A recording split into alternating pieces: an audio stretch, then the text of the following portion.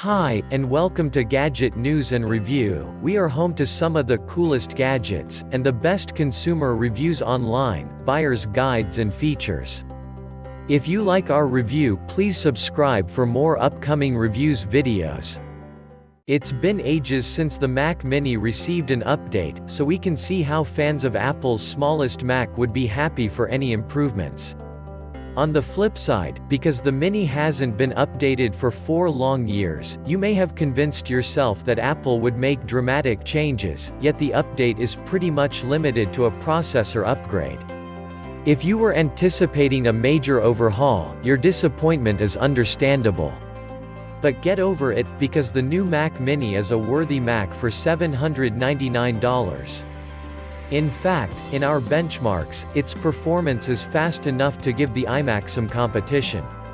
If you're buying a new Mac, you should definitely consider the Mac Mini, because you could end up saving some money, and still get a soiled, fast Mac. And if you own an older Mac Mini and love the form factor, you'll want to upgrade. The performance, especially with multi-core professional software, is worth the money. This review takes a look at the $799 Mac Mini, which is now Apple's cheapest Mac. Who is the Mac Mini for? The Mac Mini made its debut in 2005, and was marketed as the affordable entry point for Mac newcomers. All it needed was an external display. The first Mini came with a VGA to DVI adapter, and USB input devices. With the base model priced at $499, it lagged behind Apple's faster, more expensive Macs, but it was a good performer for the price. But as it turned out, the Mac Mini found a market with pro users thanks to its small footprint. It's been popular with software developers and content creators, and has even found a home in co-location data centers. In response, Apple changed its Mac Mini message, targeting professionals and touting the Mini's performance instead of its affordability. Apple's Mac Mini website calls the new Mac all workhorse, and the whole switcher messaging of the original Mac Mini is gone. But that doesn't mean the Mini is no longer for switchers and everyone else. It's still a good Mac for the general consumer, and in fact, it offers considerable bang for the buck. The main drawback is that there's no longer a sub-$500 price tag in Apple's Mac lineup, though the $799 Mac Mini is $300 cheaper than the entry-level 21.5-inch iMac. Inside the Mac Mini, CPU, SSD, RAM, T2. During a briefing, Apple told us that faster Mac Mini performance was at the top of customers' wish lists.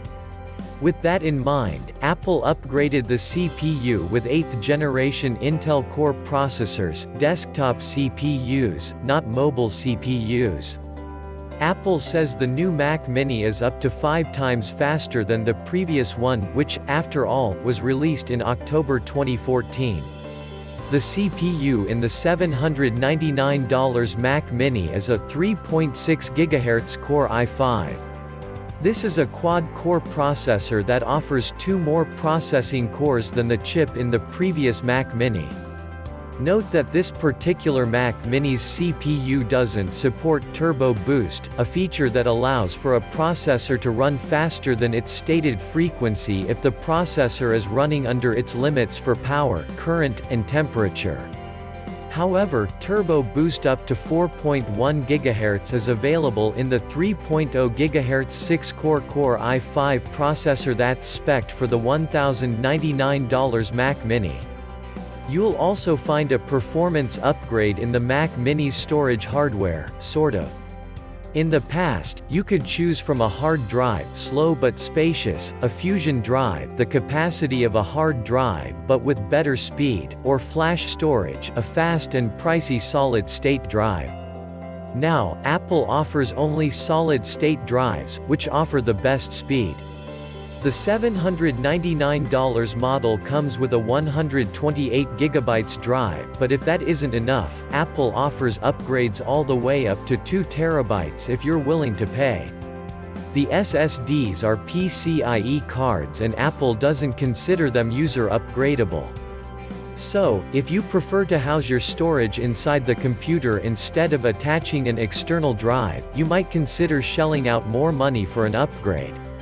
The $799 Mac Mini comes standard with 8GB of 2666 MHz DDR4 memory, installed as a pair of 4GB SODIMMs.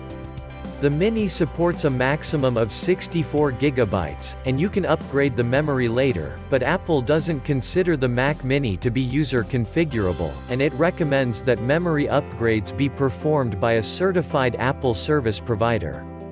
Doing it on your own will void the warranty. You can easily open up the Mac Mini on your own. The circular plastic cap at the bottom of the Mac Mini pops off to unveil an aluminum hatch that's kept in place with Torx screws. But what you'll find when you remove the hatch is that the memory is placed in a sort of a cage, and that you'll need to remove the fan and other components to get access. It's not a trivial task. The Mac Mini includes a T2 security chip to offload security features away from the main CPU. The T2 handles the Mac Mini's secure boot feature and storage encryption for FileVault, and it houses a coprocessor for Secure Enclave, which operates Touch ID. Unfortunately, there currently isn't any keyboard with Touch ID support that can be attached to the Mac Mini. That said, the iMac is due for an update soon, so maybe we'll see a new Magic Keyboard with Touch ID when that desktop machine arrives.